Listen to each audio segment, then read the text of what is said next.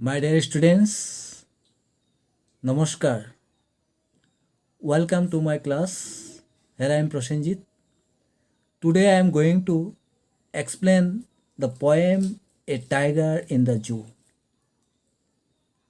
I shall explain in Assamese and English. Let us begin.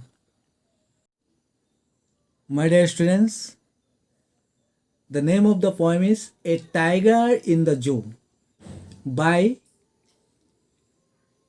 Leslie Norris. This poem contrasts a tiger in the zoo with the tiger in its natural habitat. তাৰমানে কবিয়ে বাঘক তুলনা কৰিছে যি প্ৰাকৃতিক বাসস্থানত থকা বাঘ আৰু পিঞ্জৰাত থকা বাঘ এই বাঘৰ বিষয়ে তুলনা কৰিছে.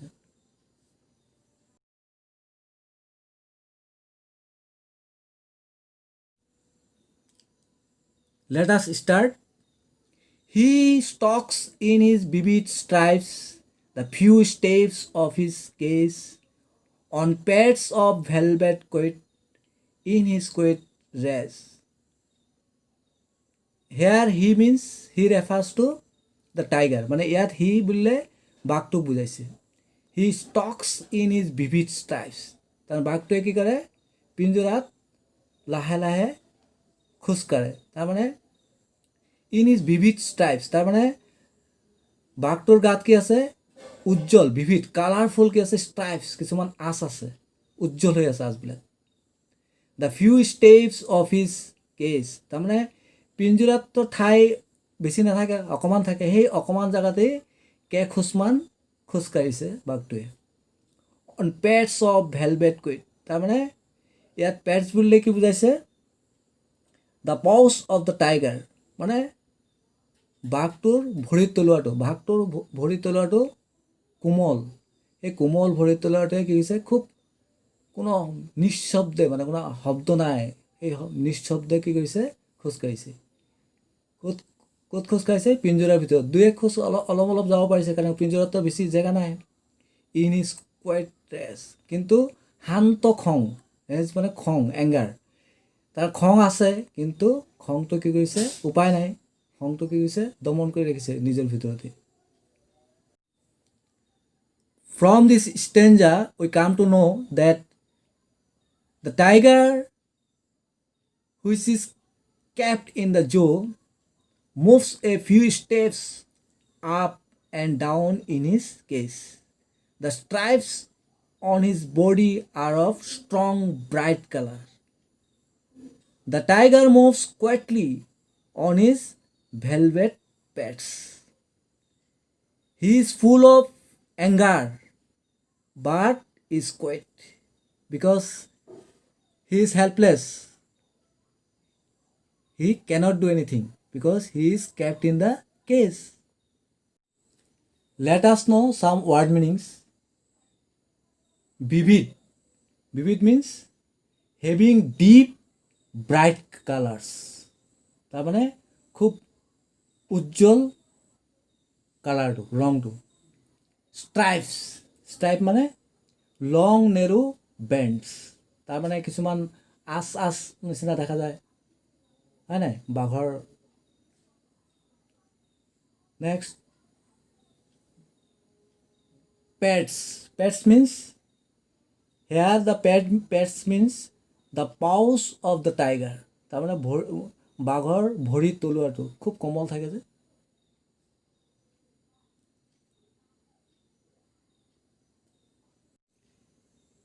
He should be lurking in shadow, sliding through long grass near the water hole where plum deer pass. তাৰমানে সি মানে বাঘটোৰ কথা হৈছে কবিয়ে মানে ভাবিছে বাঘটোৱে কি কৰিব লাগিলে পিঞ্জৰাত নাথাকিলেহেঁতেন যদি তেনেহ'লে কি কৰিলেহেঁতেন.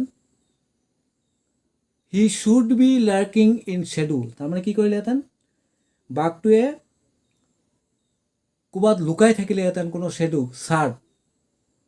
শ্লাইডিং থ্ৰু লং গ্ৰাছ কি বোলে ওখ য'ত ঘাঁহ আছে তাত কি কৰে খুব লাহে লাহে আগবাঢ়ি থাকিলেহেঁতেন নেয়াৰ দ্য ৱাটাৰ হোল য'ত মানে কি আছে পানী জলাশয় আছে তাৰমানে হোয়াৰ প্লাম দেয়াৰ পাছ কিয় তাত লুকাই থাকিলেহেঁতেন তাৰমানে কি য'ত কি পোৱা যায় প্লাম প্লাম মিনছ এয়াৰ ফেট মানে শকত দেয়াৰ মানে হৰিণা য'ত হৰিণা বা আন আন পশু বা জীৱ জন্তুবিলাকে কি কৰে তাত পানী খাবলৈ জলাশয়ত পানী খাব লাগিব পানী খোৱাৰ জেগাত পানী খাবলৈ অহাৰ সময়ত কি কৰিব বাঘটোৱে কি কৰিব চিকাৰ কৰিলেহেঁতেন বাঘটোৱে লুকাই থাকিলেহেঁতেন আৰু চিকাৰ কৰিলেহেঁতেন from this stanza we come to know' that if the tiger is in his natural habitat, then he would have been lying in the shadows of trees and sliding quietly through the long grass. There near the water hole, he would be waiting for some fat deer to pass that way. Let us know some word meanings. Lurking মানে lying hidden in order to attack তাৰমানে লুকাই থাকিলেহেঁতেন মানে কেলে আক্ৰমণ কৰাৰ কাৰণে কোনো জীৱ জন্তু আহিলে আক্ৰমণ কৰাৰ বাবে লুকাই থাকিলেহেঁতেন sliding means moving very slowly মানে খুব কচাছলি খুব সাৱধানে আগবাঢ়িলেহেঁতেন লাহে লাহে কাৰণ কি ক'ৰবাত জীৱ জন্তু চাই থাকিলেহেঁতেন প্লাম মানে শকত মানে ফেট প্লাম মানে ফেট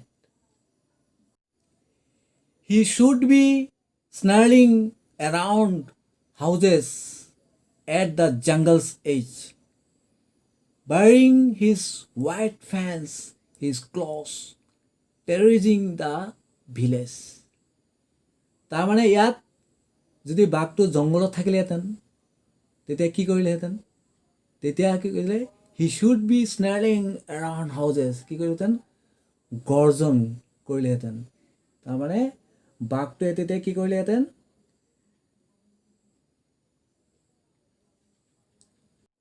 আৰু কি কৰিলেহেঁতেন বাঘটোৱে তাৰ দীঘল দাঁতকেইটা উলিয়াই পিনি গাঁৱৰ মানুহক ভয় খোৱালেহেঁতেন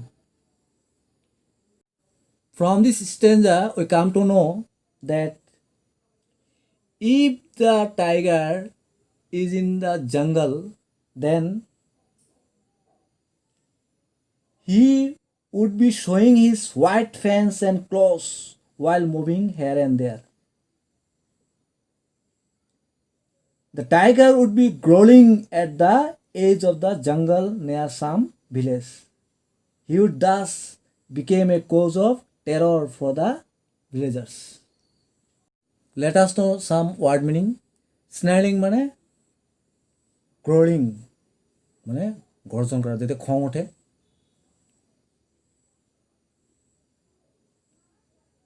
fence means long sharp teeth বাঘৰ দাঁতকেইটা দীঘল টেৰৰিজিং মানে কজিং গ্ৰেট ফেয়াৰ মানে ভয় খোৱা আতংক সৃষ্টি কৰা but he is locked in a concrete cell his strength behind bars stalking the length of his cage ignoring visitors তাৰমানে কি হৈছে বাঘটোৱে কি হৈছে লক কৰা হৈছে ক'ত ইন এ কনক্ৰিট চেল মানে পিঞ্জোৰাত তাৰমানে বাঘটোত কংক্ৰিটৰ কোঠাত আবদ্ধ কৰা হৈছে তাৰ শক্তি মানুহৰ ওচৰত শেষ হৈ গ'ল stalking the length of his cage অকল ক'ত কেজ মানে পিঞ্জোৰাটোৰ মাজত যি অকণমান জেগা আছে তাতে কি কৰে খোজকাঢ়িব পাৰে তাৰমানে এইপিনে যাব পাৰে মানে অকণমান জেগা অকণমান ঠেক জেগাটো দি সেইকাৰণে ইগনৰিং ভিজিটৰ্ছ তাৰমানে কি কৰে সেইকাৰণে বাঘটোক বা চিৰিয়াখানাত চাব অহা যাত্ৰীসকলক গুৰুত্ব নিদি নিজৰ স্বভাৱজাতভাৱেই পিঞ্জৰাত ইফালে ইফালে ঘূৰি থাকে। From this stanza we come to know that the tiger is locked in a concrete cell in the zoo. In spite of his strength, he now lies imprisoned behind the bars. Very slowly and silently, he moves up and down along the length of the cage. So, he takes no interest or no note of the visitors who come to the zoo to have a look at him. Let us know some word meaning. Concrete. Concrete means made of cement, sand, stone. মানে concrete বুলি কয়, তাৰমানে cement, শিল ইত্যাদিৰে নিৰ্মিত। Cell, cell means very small room, সৰু কোঠা। ইগনৰিং, ইগনৰিং মানে কি কৰে, নট পেয়িং এনি এটেনশ্যন, মানে কোনো ধ্যান নিদিয়ে, কোনো তাৰমানে কোন আহিছে নে কি আছে তাৰ কোনো সেইপিনে কোনো কি নাই, তাৰ কোনো গুৰুত্ব নাই। He hears the last voice at night, the patrolling cars, and stares with his billion eyes at the billion stars. তাৰমানে কবিয়ে কৈছে যে পিঞ্জৰাত থকা বাঘটোৱে কি কৰে, সি নিশাৰ পহৰাদাৰী গাড়ীৰ অন্তিম শব্দ শুনে আৰু তাৰ উজ্জ্বল চকুৰে আকাশৰ উজ্জ্বল তৰাবোৰলৈ চাই থাকে। From this stanza we come to know that the tiger in the zoo.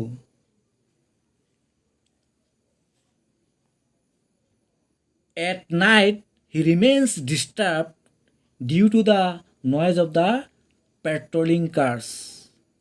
He keeps staring at the billion stars with his billion eyes. Let us know some word meaning. Patrolling. Patrolling means going around to see that is safe and there is no trouble. মানে কি হয়, পুলিচে কেতিয়াবা ৰাতি মানে গাড়ী লৈ ফুৰে, মানে কিয় ফুৰে, তাৰমানে কিবা অসুবিধা হৈছে নেকি ক'ৰবাত কিবা চাবৰ কাৰণে, এইটো কয় পেট্ৰলিং। ব্ৰিলিয়েণ্ট, ব্ৰিলিয়েণ্ট মিন্স শ্বাইনিং, মানে উজ্জ্বল, উজ্বলি থকা। মাই ডিয়াৰ ষ্টুডেণ্টছ, আজি আমি কবিতাটোৰ বিষয়ে জানিলোঁ। ইয়াৰ পাছৰ ভিডিঅ'ত মই এই কবিতাটোৰ ওপৰত কি কি প্ৰশ্ন উত্তৰ হ'ব পাৰে বা বিগত পৰীক্ষাসমূহত কেনেধৰণৰ প্ৰশ্ন আহিছিলে এইবিলাকৰ উত্তৰ দিবলৈ চেষ্টা কৰিম। ধন্যবাদ।